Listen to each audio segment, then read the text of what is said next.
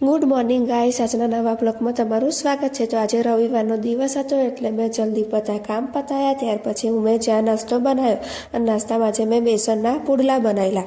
તો ક્રિશી વહેલો ઉઠી ગયો હતો તો ક્રિશીએ મારી સાથે ચા નાસ્તો કર્યો। ત્યાર પછી મેં સુખડી બનાવી, અમારે જવું હતું મંદિરે અને પરી સૂતી હતી તો પછી પરી ઉઠી એટલે પરીએ ચા નાસ્તો કર્યો। ચા નાસ્તો કર્યા પછી અમે લોકો નીકળી ગયા મંદિરે જવા માટે। તો આજે અમે વલાસન મંદિરે આવ્યા હતા।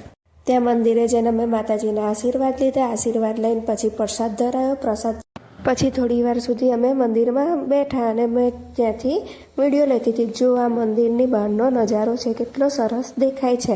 અને પરી અને ક્રિશીઓને પપ્પા સાથે ઊભા હતા। ત્યાર પછી અમે ઘરે આવ્યા તો થોડો સમય હતો તો બપોરે એ લોકો નીચે રમતા હતા। ત્યાં સુધી મેં ફટાફટ જમવાનું બનાવી દીધું। ક્રિશીઓના ભાઈબંધ સાથે રમતો હતો। તો આજે મેં દાળ ભાત બનાવ્યા હતા, ફુલેવર બટેકાનું શાક બનાવ્યું હતું, લીલું લસણ હતું, રોટલા બનાવેલા અને ભજીયાનો નાસ્તો હતો એ મેં મૂકી દીધેલો। તો અમે બધાએ જમી લીધું। ત્યાર સુધી પરી અને ક્રિશીઓ રમતા હતા। પછી એ લોકો ફરી નીચે આવ્યા તો એ લોકો પતંગ હતી કોકની, તો એ કોકની પતંગ લઈને ચગાવતા હતા। ક્રિશીઓ હજુ શીખે છે કે મારે કેવી રીતે પતંગ ચગાવવી, એવી મને કહેતો હતો મમ્મી કેવી રીતે ચગાવવાની। મેં પતંગમાં એક દોરો બાંધી આપ્યો અને પછી ચગાવતો હતો। આજે મારી ભત્રીજી જે મને મળવા આવી અને એ પણ ત્યાં રમતી હતી। તો આજે રવિવાર હતો એટલે બધા છોકરા નીચે હતા અને એ લોકોને ખૂબ જ મજા પડી ગઈ। ત્યાર સુધી તો પરી પણ કોકની પતંગ લઈને આવી અને આવીને મને કહેવા માંડી, જો મમ્મી મને પતંગ ચગાવતા આવડે છે તો તું મારો વિડીયો બનાય અને તું જો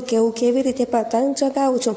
તો એની પતંગમાં નાનો દોરો બાંધ્યો હતો ને પતંગ લઈને આમથી તેમ ભાગતી હતી। ત્યાં જે હીરુ આવી હતી એના નાના ભાઈની સાયકલ પર બેઠી હતી ને સાયકલનું પૈડું પણ તોડી નાખ્યું ને સાંજ પડતા ક્રિશીઓ અને પરી કહેવા માંડ્યા કે અમારા માટે ચા બનાવો। મેં ચા બનાવ્યું અને નાસ્તામાં કંઈ હતું નહીં તો મેં લસણિયા સેવ મમરા બનાવ્યા હતા અને ક્રિશીઓ માટે હિંગવાળા મમરા બનાવ્યા હતા। તો એ લોકોએ ખાધા। ત્યાર પછી એ લોકો નીચે રમવા નીકળી ગયા અને આજે એક કાનો નીચે રમવા આવ્યો હતો। પરી કે મારા ખોરામાં બેસાડો, તો એ કાનાને મેં એના ખોરામાં બેસાડ્યો અને એ રમાડતી હતી અને અમારો આજનો દિવસ આમ જ પૂરો થયો। તો મિત્રો, તમને આજનો મારો વ્લોગ કેવો લાગ્યો એ મને અવશ્ય જણાવજો અને હા મિત્રો, આવજો, ગુડ નાઇટ।